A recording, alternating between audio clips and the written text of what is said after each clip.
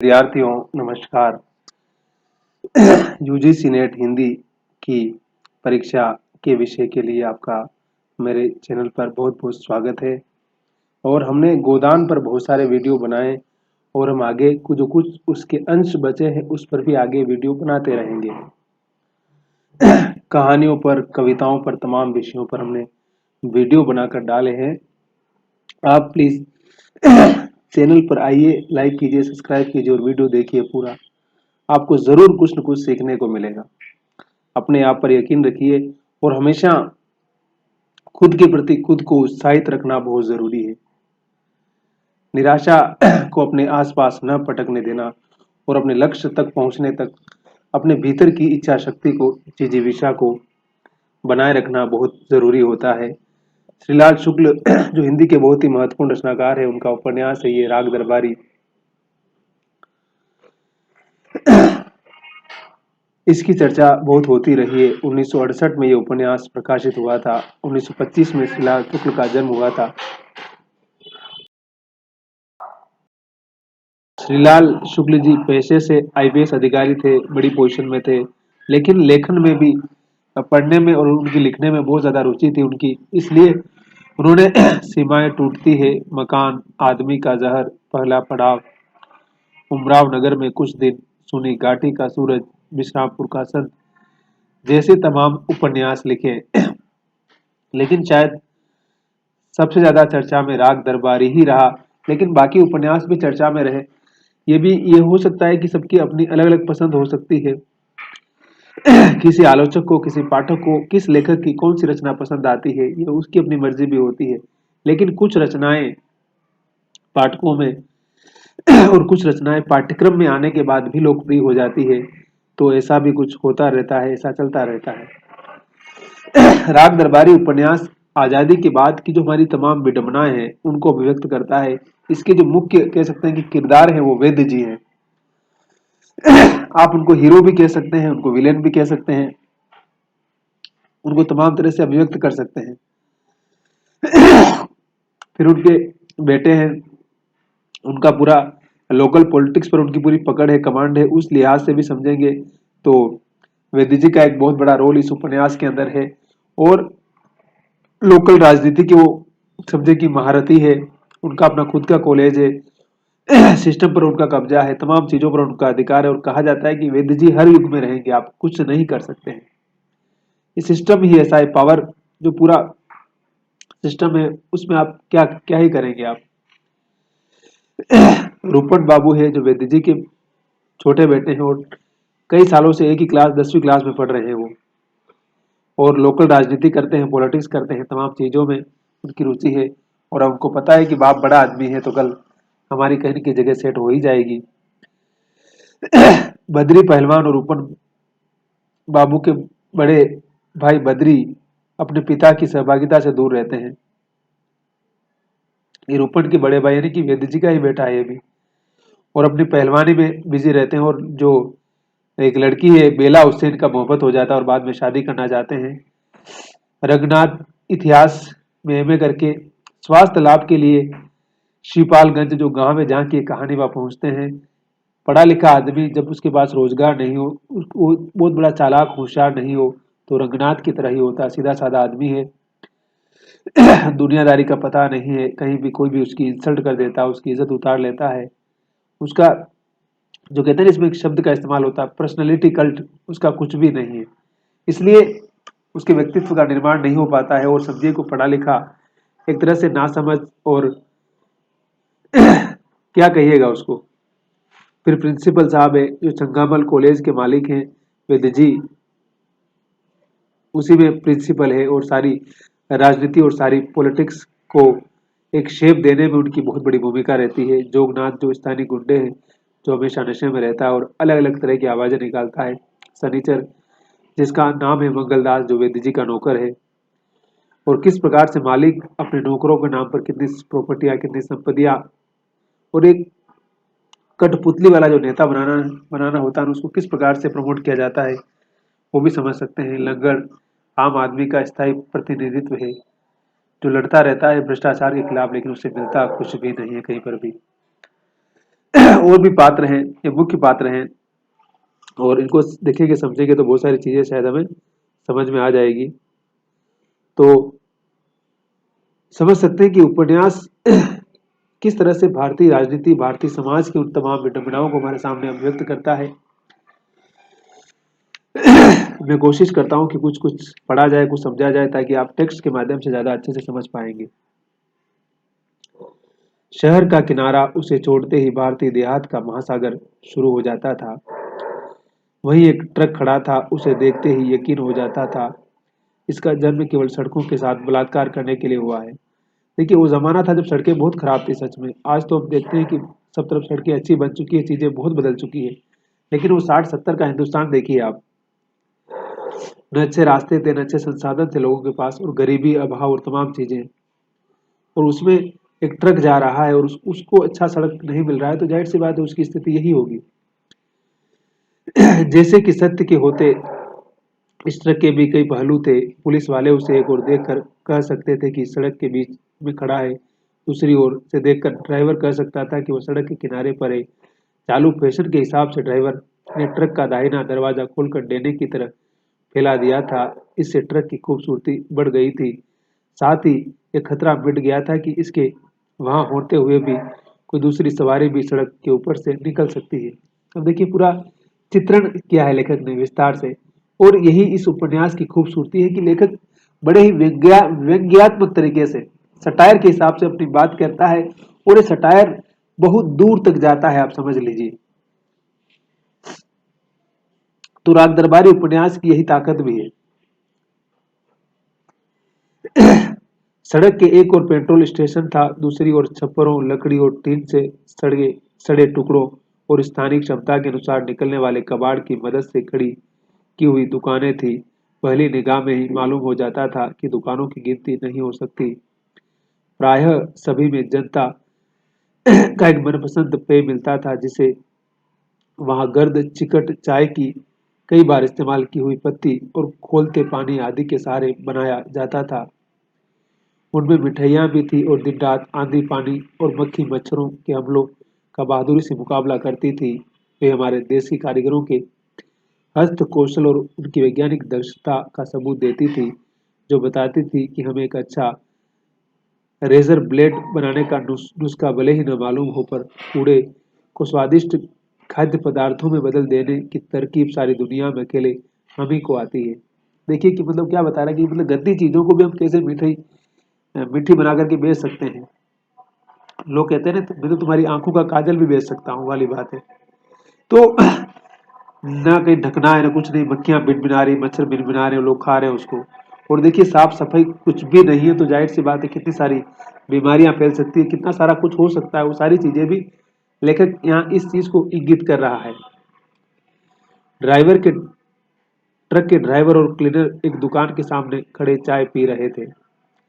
रंगनाथ दूर से इस ट्रक को देखा, और देखते ही उसके पैर तेजी से चलने लगे।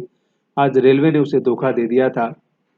स्थानीय पैसेंजर ट्रेन को रोज की तरह 2 घंटा लेट समझकर वह घर से चला था, पर वह सिर्फ 1.5 घंटा लेट होकर चल दी थी। शिकायती किताब की कथा साहित्य में अपना योगदान देकर वो रेलवे अधिकारियों की निगाह में हास्यास्पद बनकर वह स्टेशन के बाहर निकल आया था। रास्ते में चलते हुए उसने ट्रक को देखा, और उसकी माचे वह जिसम में जहाँ कहीं भी हो खिल गई थी। मतलब बहुत ही लुज पुंज टाइप का आदमी था वैसे, लेकिन बोला कि माछे गिलना मतलब उसके अंदर एक जोश आ जाना। जोश कहाँ से आएगा उसके अंदर। जब वह ट्रक के पास पहुंचा, क्लीनर और ड्राइवर चाय की आखिरी चुस्कियां ले रहे थे। इधर उधर ताकर अपनी खिली हुई बाँचों को छिपाते हुए उसने ड्राइवर से निर्विकार ढंग से पूछा, क्यों ड्राइवर साहब, यह ट्रक क्या शिपालगंज की ओर जाएगा? मामा के वहां जा रहा है ना, वैद्य जी के वहां पर। ड्राइवर के पीने को चाय थी और देखने को दुकानदारी थी। उसने लापरवाही से जवाब दिया, जाएगा, हमें भी ले चलिएगा अपने साथ। 15वें मील पर उतर पड़ेंगे, शिपालगंज तक जाना है। ट्रेन चलेगी बेचारे की तो क्या करता आप। ड्राइवर ने दुकानदारी की सारी संभावनाएं एक साथ देख डाली और अपनी निगाह रंगनाथ की ओर घुमाई। हाँ, क्या हुलिया था। नक्क जल लोचन कंज मुख कर कंज पदकंजराम पैर खुरदरे के पैजामे में, सिर खद्दर की टोपी से में, बदन खद्दर के कुर्ते में, कंधे से लटकता हुआ बुधानी झोला, हाथ में चमड़े की अटैची। ड्राइवर ने उसे देखा और देखता ही रह गया। फिर कुछ सोचकर बोला, बैठ जाइए श्रीमान जी, अभी चलते हैं। अब देखिए पूरा वो खादी पहना हुआ है। मैंने कहा नहीं, गांधीवाद का प्रभाव ही तो है ना। तो किस प्रकार से सिंपलिसिटी, और वो इतिहास का विद्यार्थी भी और छात्र है, और सादा जीवन उच्च विचार की बात करता है, आदर्शों की बात करता है, वीर बचाने के लिए तमाम तरह की दवाइयां खाता है, तो उसका व्यक्तित्व और कृतित्व किस प्रकार का होगा? ऐसा ही होगा ना। तो श्रीमान जी को ड्राइवर बोलता है कि श्रीमान जी बैठिए, हम चलेंगे। गरगरा कर ट्रक चला। शहर की टेढ़ी मेढ़ी लपेट से फुर्सत पाकर कुछ दूर आगे साफ और वीरान सड़क आ गई। यहाँ ड्राइवर ने पहली बार टॉप गियर का प्रयोग किया। आप देखिए कि मैंने कहा ना कि सड़कें बहुत खराब है, तो टॉप गियर क्या डालेंगे, आपको सेकंड फर्स्ट में ही चलना पड़ेगा। तो श्रीमान जी के ट्रक में बैठ करके रंगनाथ जी गांव पहुंच रहे हैं। हर 100 गज के बाद गियर फिसल जाता और एक्सीलेटर दबे होने से ट्रक की गड़गड़ाहट बढ़ जाती, रफ्तार धीमी हो जाती। रंगनाथ ने कहा, ड्राइवर साहब, तुम्हारा गियर तो बिल्कुल अपने देश की हुकूमत जैसा है। ड्राइवर ने मुस्कुरा कर एक प्रशंसा पत्र ग्रहण किया। रंगनाथ ने अपनी बात साफ करने की कोशिश की। कहा, उसे चाहे जितनी बार टॉप गियर में डालो, 2 गज चलते ही फिसल जाती है और लौट कर अपने खांचे में आ जाती है। ड्राइवर हंसा, बोला, ऊंची बात कह दी श्रीमान जी। देखिए ड्राइवर को अभी तक लग रहा था कोई बड़ा आदमी है लेकिन बाद में जब लगता है कि तो कुछ नहीं, लुट्टा चुट्टा आदमी है, तो कैसे उसकी इंसल्ट करता है ड्राइवर। देखिए इसलिए आदमी को अपनी पर्सनैलिटी को हमेशा बना के रखना कितना जरूरी होता है। इस बार उसने गियर के टॉप में डालकर अपनी एक टांग लगभग 90 के अंश के कोण पर उठाई और गियर को जांग के नीचे दबा लिया। रंगनाथ ने कहना चाहा कि हुकूमत को चलाने का भी यही नुस्खा है, पर यह सोचकर कि बात जरा और ऊंची हो जाएगी, वह चुप बैठा रहा।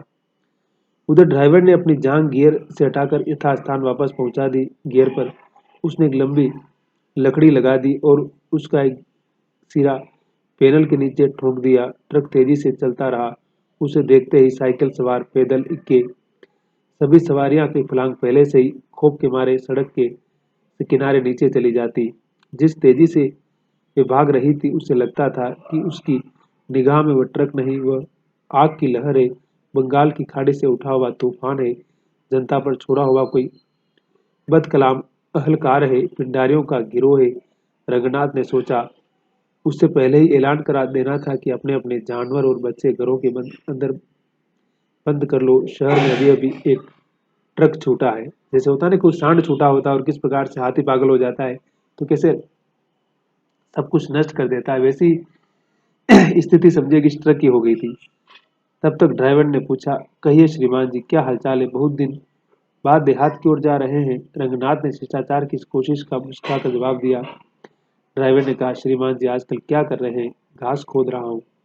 ड्राइवर हंसा। दुर्घटनावश एक 10 साल का नंग-धड़ंग लड़का ट्रक से बिल्कुल ही बच गया। बचकर वह एक पुलिया के सहारे चिपकली सा गिर पड़ा। ड्राइवर उससे प्रभावित नहीं हुआ। कहा तो घास खोद रहा हूँ, इसी को अंग्रेजी में रिसर्च कहते हैं। पर साल एमए किया था, इस साल रिसर्च शुरू किया, पीएचडी कर रहा है भाई। ड्राइवर जैसे आलिफ लैला की कहानियां सुन रहा वो मुस्कुराता हुआ बोला, और श्रीमान जी शिपालगंज क्या करने जा रहे हैं? वहां मेरे मामा रहते हैं, बीमार पड़ गया था, कुछ दिन देहात में जाकर तंदुरुस्ती बनाऊंगा। इस बार ड्राइवर काफी देर तक हंसता रहा। बोला, क्या बात बताई श्रीमान जी? रंगनाथ ने उसकी ओर संदेह से देखते हुए कहा, जी, इसमें बात बताने की क्या बात है? वह इस मासूमियत पर लोटपोट हो गया, पहले की ही तरह हंसकर बोला, क्या कहते हैं?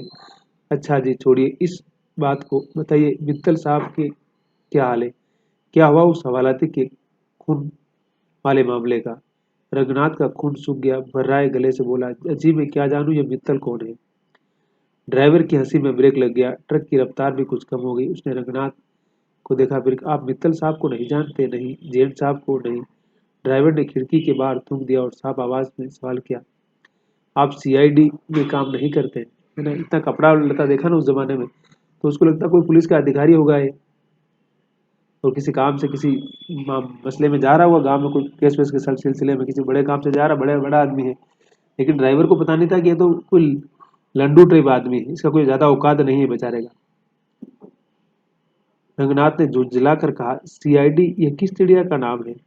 ड्राइवर ने जोर से सांस छोड़ी और सामने की सड़क की दशा का निरीक्षण करने लगा। कुछ बैलगाड़ियां जा रही थी, जब कहीं और जहां भी कहीं मौका मिले वहीं टांगे फैला देनी चाहिए। इस लोकप्रिय सिद्धांत के अनुसार गाड़ीवान बैलगाड़ियों पर लेटे हुए थे और मुंह ढांप कर सो रहे थे। बैल अपनी काबिलियत से नहीं बल्कि अभ्यास के सहारे चुपचाप सड़क पर गाड़ी घसीटे लिए जा रहे थे। यह भी जनता और जनार्दन वाला मजमून था। पर रंगनाथ की हिम्मत कुछ कहने की नहीं हुई। वह सीआईडी वाली बात से उखड़ गया था। उसे लग रहा है कि ड्राइवर मेरी इंसल्ट कर रहा है, लेकिन ड्राइवर उसको पता नहीं था कि ड्राइवर इसी इसी बात से तो दबा हुआ था कि कोई बड़ा आदमी है। लेकिन रंगनाथ तो बुद्धि का वही था ना।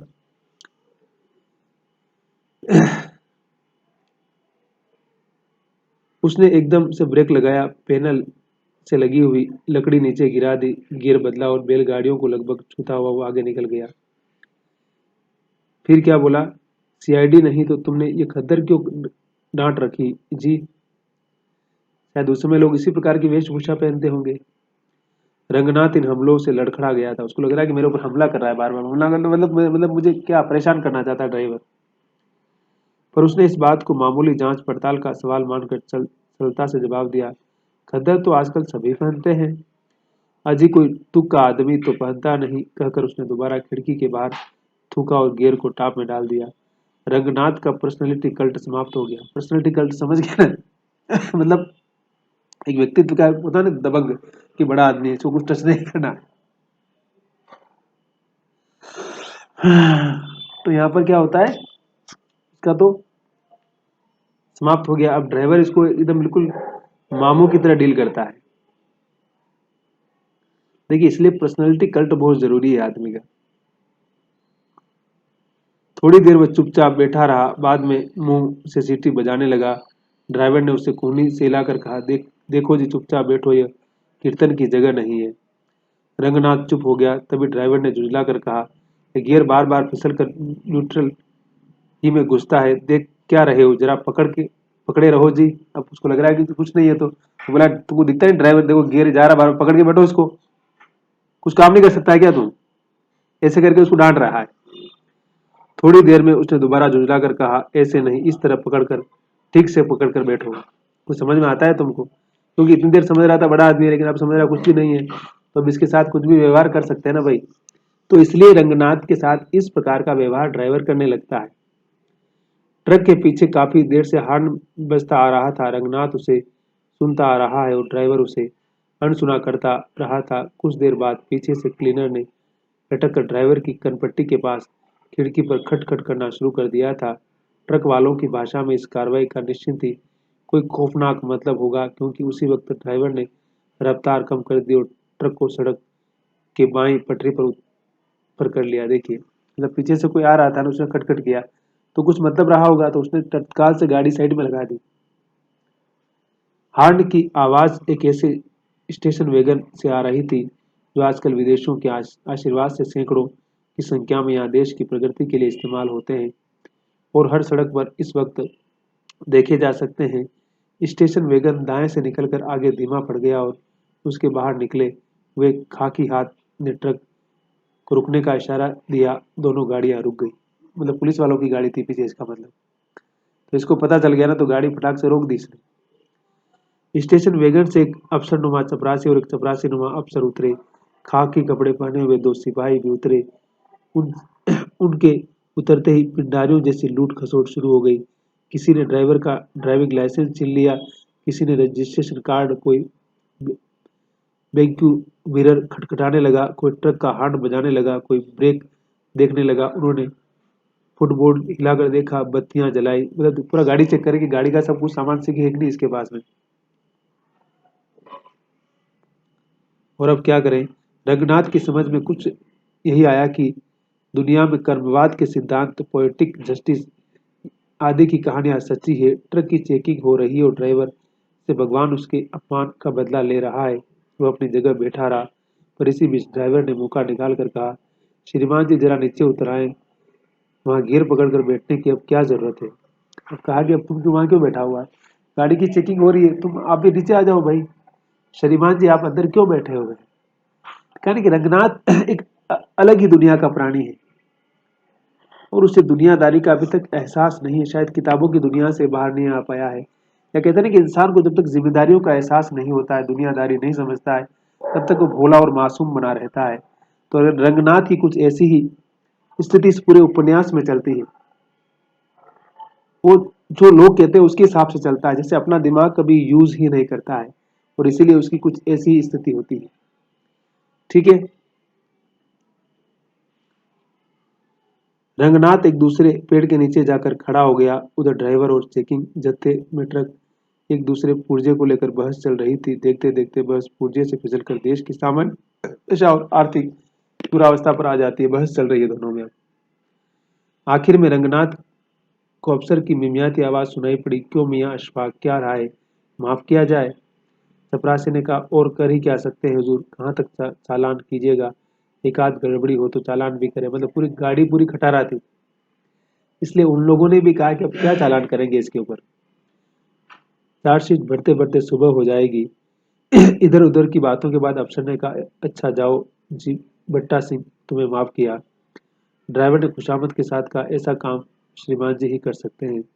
अफसर काफी देर से दूसरे पेड़ के नीचे खड़े हुए रंगनाथ की ओर देख रहा था। सिगरेट सुलगाता हुआ तो उसकी ओर आया, पास आकर पूछा, आप भी इसी ट्रक पर जा रहे हैं। जी हाँ। आपसे इसने कुछ किराया तो नहीं लिया। जी नहीं। अफसर बोला, वह तो मैं आपकी पोशाक ही देखकर समझ गया, पर जांच करना मेरा फर्ज था। रंगनाथ ने उसे चिढ़ाने के लिए कहा, ये असली खादी थोड़ी है, ये मिल की खादी है। उसने इज्जत के साथ कहा, अरे साहब, खादी तो खादी है, उसमें असली नकली क्या फर्क है। अफसर के चले जाने के बाद ड्राइवर और चपरासी रंगनाथ के पास आए। ड्राइवर ने कहा, जरा 2 रुपये निकालना जी। कैसा निकलवा रहे, आप देखिए, उसको पता चल गया ना कि मामू आदमी है। ड्राइवर ने चपरासी का हाथ पकड़कर कहा, आइए श्रीमान जी, मेरे साथ आइए। जाते जाते वह रंगनाथ से कहने लगा, तुम्हारी वजह से मेरी चेकिंग हुई और तुम ही मुसीबत में मुझसे इस तरह बात करते हो, तुम्हारी यही तालीम है। वो कह रहा है कि तुम्हारे कारण में चेक किया इन लोगों ने और अब तुम हमारा साथ छोड़ रहे हो। वर्तमान शिक्षा पद्धति रास्ते में पड़ी हुई कुतिया है। अब देखिए कितनी बड़ी बात बोल रहे हैं कि शिक्षा की स्थिति क्या है, कुतिया की तरह है, कोई भी आके लात मारता है इसको। रंगनाथ को कोई भी लात मार रहा है,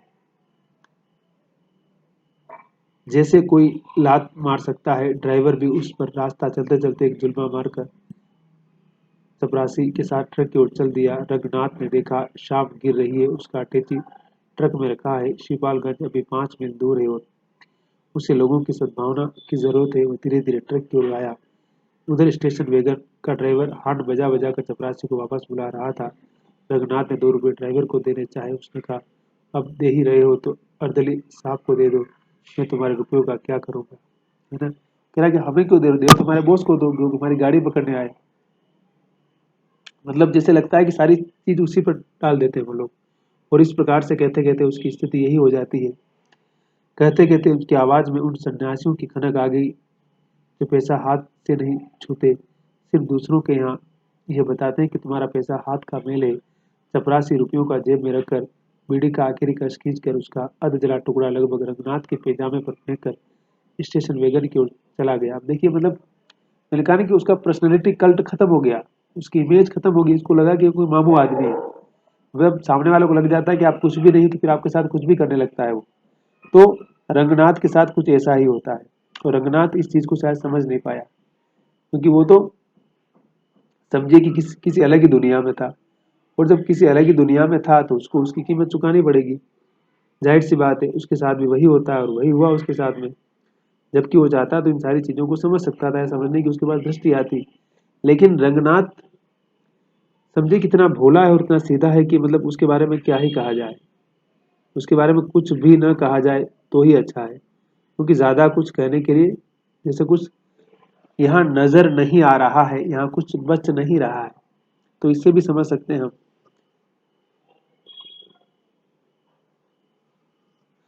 और वापस उसको टॉप गियर पकड़ा देते हैं वो लोग। बिना किसी वजह के वह मुंह को गोल गोल बनाकर सीटी पर सिनेमा की धुन की निकालने लगा। रंगनाथ चुपचाप सुनता रहा। थोड़ी ही देर में धुंधलके में सड़क की पटरी पर दोनों और कुछ गठरियां सी रखी हुई नजर आई। ये औरतें थी जो कतार बांध कर बैठी हुई थी। वे इत्मीनान से बातचीत करती हुई वायु सेवन कर रही थी और लगे हाथ मलमूत्र का विसर्जन भी कर रही थी। मतलब रास्ते में महिलाएं लेटरिन कर रही थी, उसमें तो बाहर ही करती थी। आज भी गांव में जाएंगे आप, महिलाएं बाहर ही करती हैं। जो स्वच्छ भारत का पूरा चल रहा है और घर घर में लेटरिन की बात चल रही है, अभी तक नहीं बनी है लेकिन बन जानी चाहिए, बहुत जरूरी है वो। सड़क के नीचे घुरे पट्टे पड़े थे और उनकी बदबू के बोझ से शाम की हवा किसी गर्भवती की तरह अलसाई हुई सी चल रही थी। कुछ दूरी पर कुत्तों के भौंकने की आवाजें हुई।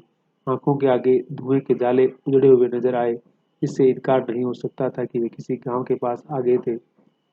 और यही शिवपालगंज था जहाँ की रंगनाथ को पहुंचना था। ठीक है, पहला अध्याय यहाँ समाप्त होता है। हम मैंने कहा ना कि पूरे राग दरबारी पर बातचीत करेंगे और लगातार बातचीत करेंगे और मैं आपको पूरा समझाने का प्रयास करूंगा। और ये उपन्यास बहुत ही अच्छा है, आपके नेट के पाठ्यक्रम में भी शामिल है। और वैसे भी इसकी भाषा इतनी सरल सिंपल है कि इसको ज़्यादा कहते हैं ना कि आपको वो ज़्यादा उसके लिए अलग से मेहनत करने की जरूरत नहीं पड़ेगी। जैसा कि बाण भट्ट की जो उपन्यास है हजारी प्रसाद द्विवेदी का, जो 1946 में छपा था, उसकी भाषा थोड़ी संस्कृत निष्ठ है, क्योंकि वो पुरानी कहानी है ना, उस हर्ष के जमाने की कहानी है। उसको हजारी प्रसाद द्विवेदी मॉडिफाई करते हैं। लेकिन श्रीलाल शुक्ल की तो कहानी भी समकालीन है और भाषा भी समकालीन है, इसलिए इसको समझना बहुत आसान है। ठीक है, वीडियो पूरा देखिए, सुनिए। और मैंने कहा ना बहुत सारे वीडियो बना के रखे हैं मैंने, आप सुनिए उनको और अपना ख्याल रखिए। मिलते हैं अगले वीडियो में।